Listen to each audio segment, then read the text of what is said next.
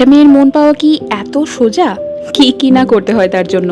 জীবনে প্রথম আমি যাচ্ছি কোনো এনগেজমেন্ট পার্টিতে, তাও আবার একা বোকা হয়ে। কর্তামশাই সাথে এসেছিলেন কিন্তু ভেতরে ঢুকতে পারেননি, কারণ শুনলে অবাক হয়ে যাবে।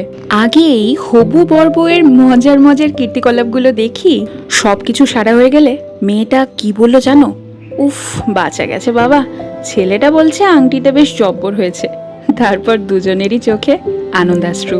সে এক বিরাট বড় ভবনে চলছে অনুষ্ঠান, আর খাবার দাবারের এলাহি আয়োজন। এত মানুষের ভিড়ে আমি খুঁজছি কেবল একটা মানুষকেই। সাথে এসেও কাছে আসতে পারেনি, এত লোকের ভিড়ে গাড়ি রাখারই জায়গা পায়নি, তাই বাইরে অপেক্ষা করতে হয় ওকে। হবু বর্বর সাথে সবাই ছবি তুলতে মগ্ন, আর আমি বিরিয়ানি আর চিকেন চাপে। মনে একটুখানি দুঃখ আর পরের জন্য একটা পান বগল দাবা করে নিয়ে যেই না বাড়ি ফিরবো, মাসিমণি বলল, দাঁড়া, তোর বরের জন্য একটা প্যাকেট দি, ওর আনন্দ দেখে কে।